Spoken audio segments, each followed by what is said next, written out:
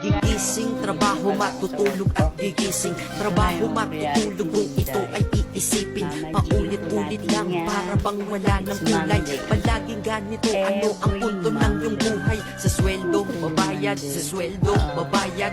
Kakasweldo lang pero ubos ang pera kagad. Ito ba talaga ang binigay na kapalaran? Hindi ka mabubuhay kung hindi mo babayaran. Mahirap pala to, sana maaga kong nalaman. Para kang malayang preso pag di ka anak mayaman. Dahil aking napuna kapag bumiyahe sa umaga. Mga tao sa paligid ko hindi rin maligaya. Tayo ay mga alipin sa moderno na lipunan. Magandang kinabukasan, kailangang pag-ipunan. Pero pagkatapos nun, ano ba ang kasunod? Ika'y magkakasakit, mamamatay ka ng pagod. Di ba napakalupit? Ganito ba talaga? Habang nabubuhay ka, pera ang mahalaga. Kaya magtrabaho ka, magbanat